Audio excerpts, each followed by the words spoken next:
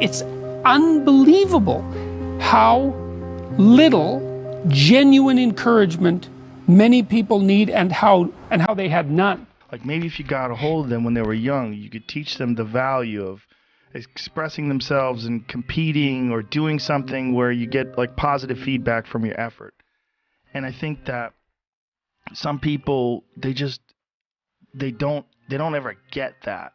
No one ever said to them and meant it. It's not okay for you to be a weak loser. It's not okay. And the reason it's not okay is because you could be way more than that. There's somebody sitting home right now. There's a young 10-year-old kid sitting home that don't have a father. And he's ready to join the gang. He's ready to give up. I'm telling you, don't give in. And don't ever give up. It's a crime, an ethical crime, for you to allow all that necessary potential to go to waste. It hurts you, it hurts your family, it hurts the world. Really, really, it does.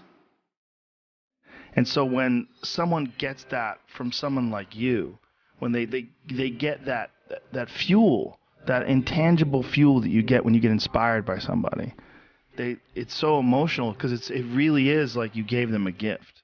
And that gift, we model ourselves after other successful people. We do it all the time. Hopefully, if everything goes great, you model yourself after your parents. Or you model yourself after your uncle, your brothers and sisters, or whoever it is that's around you that seems to be exceptional. And that fuels people. It helps people. It means a lot to people. Sometimes people don't have that, so they got to look inward. My dad beat the shit out of me when I was growing up, and beat the shit out of me, beat the shit out, out of my mom. There was an incident one time when my mom got knocked out on top of the stairs, and he dragged her down the stairs by her hair. And at 6 years old, I'll never forget this. In my mind, I was always afraid.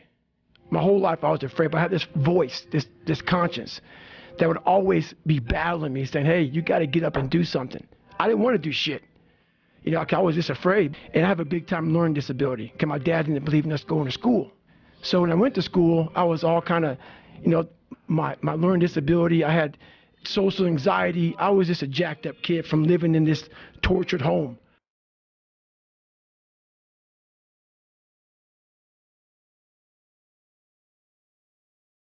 Sometimes you don't find someone for a long time, and then when you do, it changes your whole life.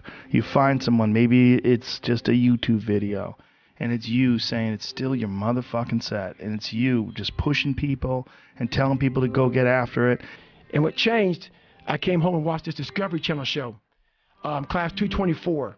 I came home from Steak and Shake. I sprayed it down last, get a big old large 42-ounce shake, walk across the street and get a box of mini donuts from 7-Eleven. So I'm driving home, turn the TV on, and what comes on, Discovery Channel show, and that's where everything changed for me. I watched the show, and it made me reflect big time on the piece of shit that I am, and I'm exactly what people said I was going to be. And I sat there and I said, this is my life. This is it. And I said, this ain't going to be it for me. So in that restaurant, I quit my job, and I started working out like somebody. I became the most obsessed person on the planet Earth. So when I was a kid, I found an educator whose talents I liked as educator. I found people who were moral, and I would follow them. And I found people who were great athletes. And I only honored the athletic part of their lives. It's so sad that so many of these men, they've not had an encouraging bloody word, a real encouraging word in their entire life. It just takes a little bit of encouragement and care so that they're willing to set themselves straight to some degree and start trying. It's just a catastrophe that's so rare in their lives. What if you don't want to do anything? You don't have any goals or obsessions. The only thing I can tell you is find something. Do you have anything that you love? Is there anything that you love, anything that you like to do? Then, start there, dude. I try my best, but I fell short. Is there victory in that? Goddamn right it is. It's a beautiful thing when you go to bed at night, getting ready to close your eyes, day's over, taking a breath. You realize even if you fucked it up really bad, didn't stick to your plan, didn't do the things you said you were going to do at the beginning of the day, it doesn't matter anymore because the time is gone. You can't get it back, and you got to get some sleep, man. Because you got all these grand visions in your head that tomorrow it's going to be different. You're going to get up, you're going to get some exercise. What steps next you need to take to become successful in the way that you want to. And then morning comes. It's very challenging to act, to do those things. There are times when you're looking at it and you say, I know I need to do this, but I don't feel like it. I don't want to do it. I know I need to do it, yet leave me alone. No. You never say no. You never say it can't get done. Don't you ever say out your mouth it can't get done. Even if you feel in your heart it can't get done, you don't say it out loud. Are you willing to do it knowing that you got so much work to do to get it better, to get it more perfect? But are you willing to do it inside your imperfection? Do you realize that in your imperfection, you're perfect for the job? It is impossible until some crazy son of a bitch has the audacity to believe that no matter what the expert or the doctor says, I can still do that shit. There are winners, there are losers, and there are people who have not discovered how to win. And all they need is some coaching. All they need is some help and assistance, just a little support. All they need is some insight or different strategy, a plan of action to make some adjustments that will open up the key to a whole new future for them, that will give them access to the unlimited power that they have within themselves. That's all that they need. Morning always comes. There it is, man. Morning, night, morning, night. Always count on it. Morning comes. You open your eyes, all of a sudden, you got a different mindset. And by the time you get from your bedroom to the kitchen, there's Mr. Ugly Ass, Mr. Resistance, riding you, poking at you, making fun of you, telling you that all those things that you wanted to make important today, all those things that you wanted to do because they give your life a purpose and a meaning and a worthiness, that they don't mean shit. Every day is an opportunity for you to start taking control of your life and fulfilling your destiny. Paying attention to your inner voice, not the voice of that fucking dumbass Mr. Resistance.